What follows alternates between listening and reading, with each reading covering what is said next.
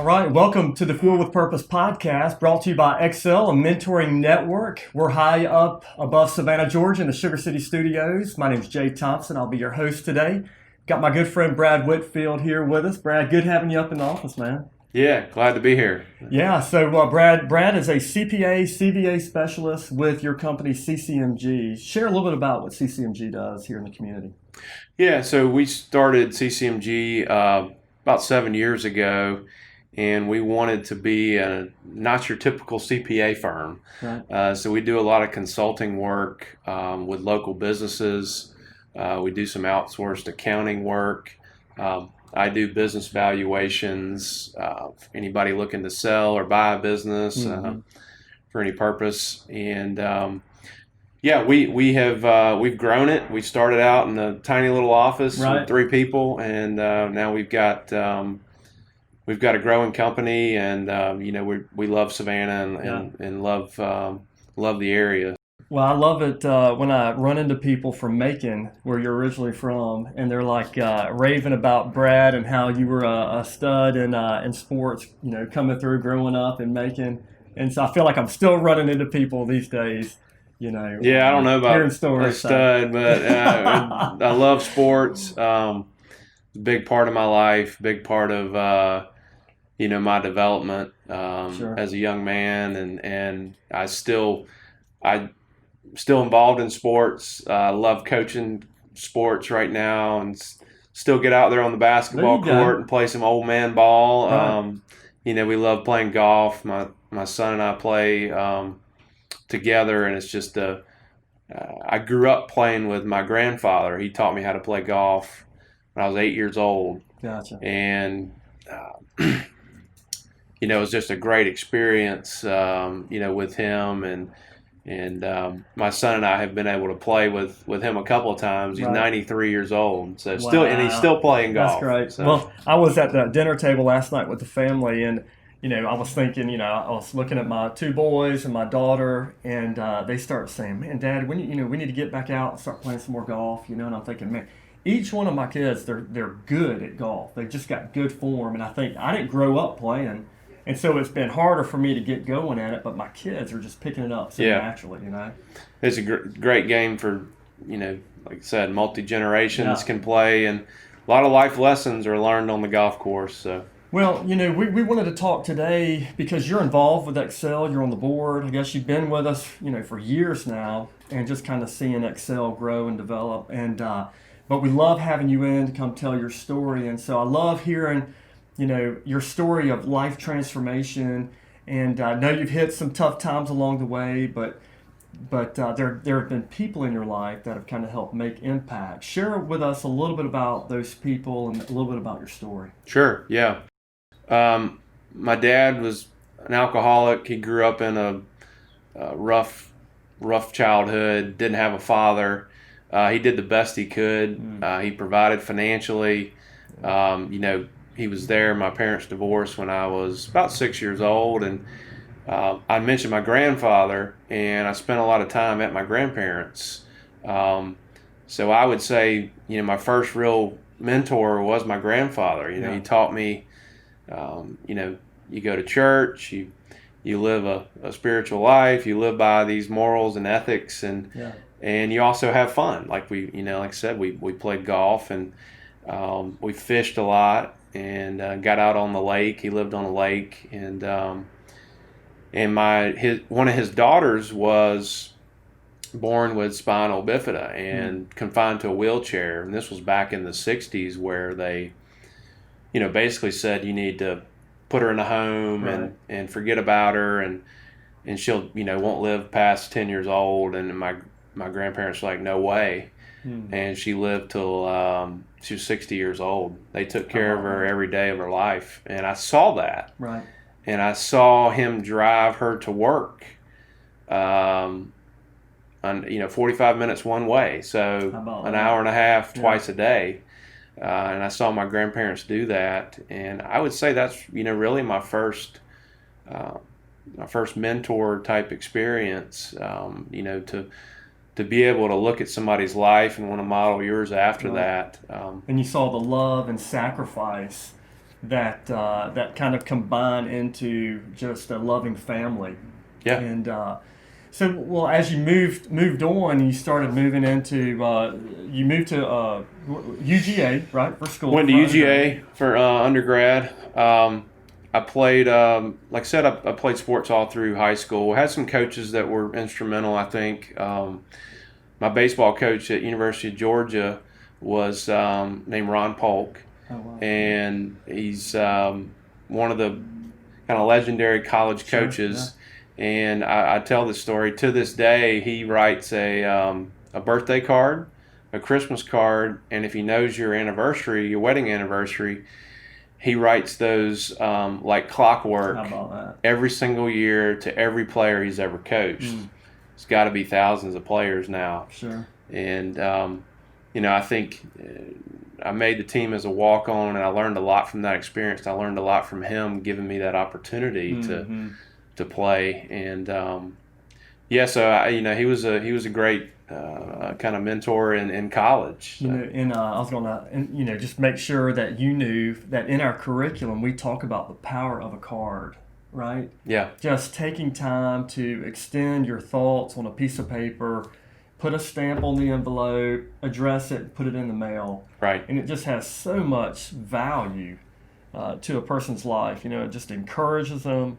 It shows that somebody that they care about you. Sure. And that they want to better you. And so I think that's a great point to just say, look, you've seen and experienced the power of a card. Sure. Which is 3 times a year it still happens. 3 times, yeah. I moved. He didn't have my address, and he called me and he said, "I need your new address." Nice. So it's pretty cool, and you don't see that a whole lot. I think there's obviously guys in the church that had a great impact. I would say, the pastor Cam Huxford. Yeah. I was thinking about that. I grew up in United Methodist Church where they rotate pastors. Mm-hmm. So we would only have a pastor every few years, and then they would leave. And I didn't quite understand that when I was little, and growing up I kind of understand how they work. But I started going to Savannah Christian and now Compassion Christian, and have had that same pastor for the last 18 years of my life, and that's there's something to be said about the consistency of a shepherd in a person's life, right? It is, and you've experienced that. Well, the ability, I think it's important to find somebody that has the ability to teach and communicate. If that's a pastor or if that's a mentor or somebody who you can really relate to and kind of brings the Bible to life, so to speak, for you. Sure. I need that. I'm not one to just grasp that right off the bat. Right. So I would say and there's been when I went through some rough times, there was some guys that really helped me out a lot. My spiritual mentor is he's moved to Mexico. How about his wife has late stage dementia, and he just decided to move and sort of change it up, and he's loving it. He sends me pictures, and we still talk on the phone and text and stuff. He's kind of like my second dad, so to speak. He kind of had just a different life experience than somebody that and a great testimony. So he's probably modeled some disciplines throughout his life that have impacted yours, right? So share with us some disciplines that you practice on a daily basis to kind of help you make it through your day. Sure. I think just kind of basic stuff. Just do a little bit of daily readings, whether it takes I have a couple devotions on an app that I use, and I try to read those in the morning. We started this gratitude list with a couple of friends of mine, and we text each other 10 things that we're grateful for every day. Right. And it's cool to read theirs. It's cool for me to stop and think, like, what has God really done in my life today or yesterday, or what are some struggles that I can put down on not paper, but I can type in my phone and see it in words. Sure. I think that has some power. I'm never been a big journaler, but I have kind of kept up with this, using technology. I think For me, it's been priorities. I think that it's easy for young men or any male really to really go after a career and Sure. to go after whatever comes with that, whether it's power, it's money, it's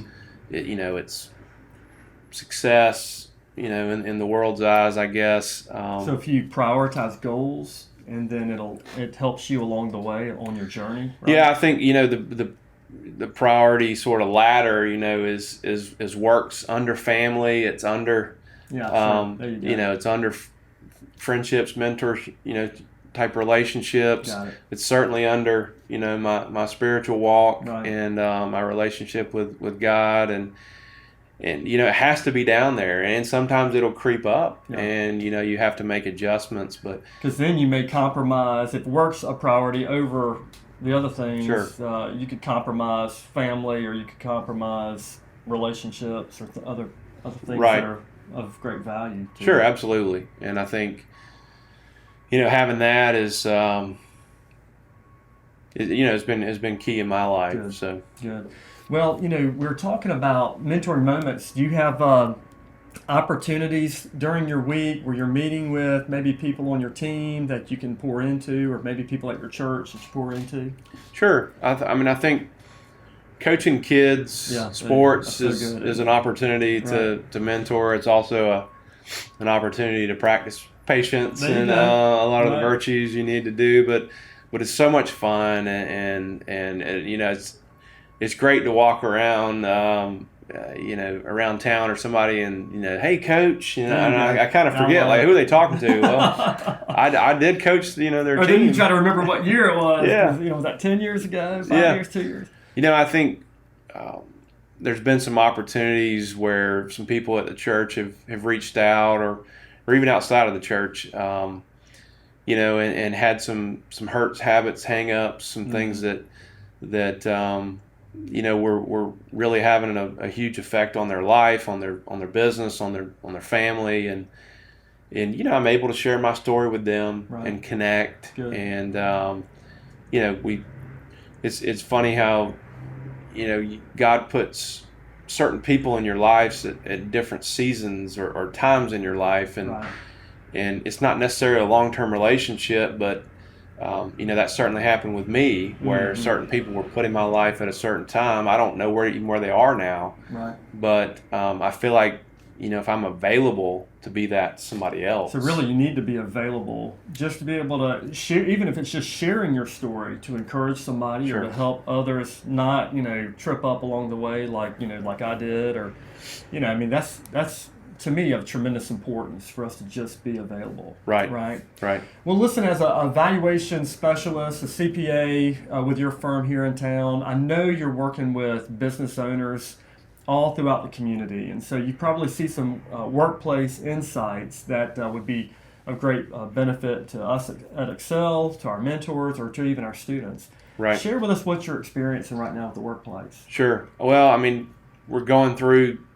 we have been through some unprecedented times. Right. Where, none of us really could predicted what was, going to happen. So I think that what I have seen is that businesses are looking for team members to be, able to switch gears, to multitask, to Right. maybe pick up some duties or some things in the company that they normally wouldn't do. Right. Unfortunately, that some industries have had to lay off quite a few people, or eliminate positions, and I think it's an opportunity for people who are left Yeah. to really step up and be able to multitask.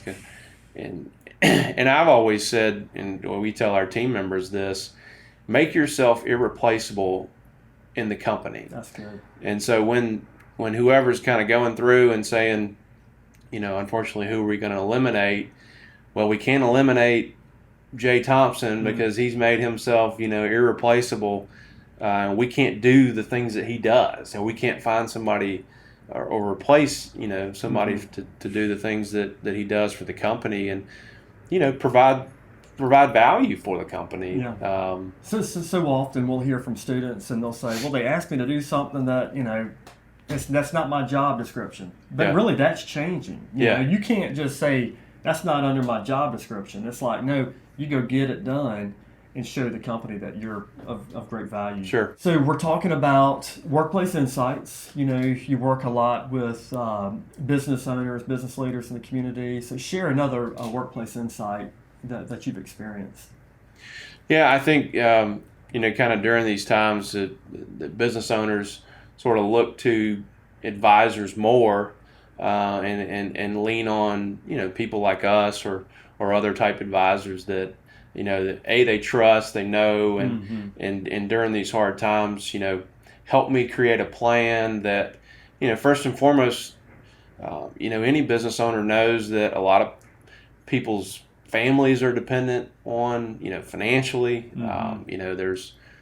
There's customers, there's vendors, there's all kind of things involved, and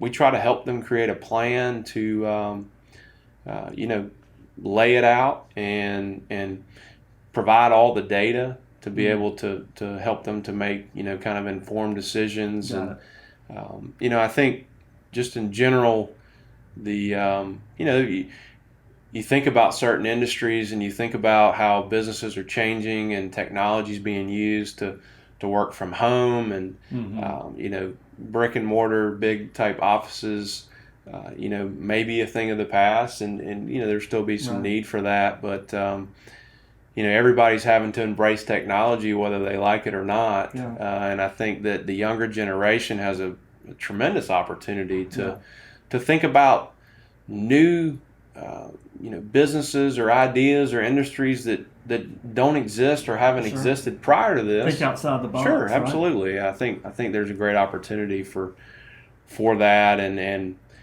now every generation is realizing that we have to move towards that. Sure. Well, I love that principle you just mentioned about building trust. Always think about building trust, right, with people in the community, and so that's one thing we can really be working on is to establish a good name in the community, right? Right. And to work hard, to think, multi-dimensional, task when we're in the workforce to add value to the company. So Right. those are all fantastic workplace insights. Well, listen, it's been great having you Absolutely. On the podcast today. We're grateful to have you up in the Sugar City Studios, high above Savannah, Georgia. And we're thankful for you joining us on our podcast here with our Fueled with Purpose podcast with Xcel Strategies. Listen, Xcel is a mentoring network here in Chatham County, Bryan, and Effingham counties here in Georgia. We also have a territory in South Florida, and we're working with some young men in Central North Carolina. So if you want to know more about Xcel, you can go to our website at xceltoday.com. And as always, we want to thank our good friend Mark and Jenna Hall for being our title sponsor for the podcast. We couldn't do it without you guys, so thank y'all so much. And we'll see you next time on the Fuel with Purpose podcast. I will. All right. Thanks, man. Yeah. That's great. Xcel Strategies is a mentoring network that exists to empower young men with purpose and passion. We accomplish this through mentoring and training on topics such as goal setting, time management, relationships, health and fitness, financial stewardship, and so much more. To learn more about Xcel Strategies or how to support our work, you can visit us online at xceltoday.com.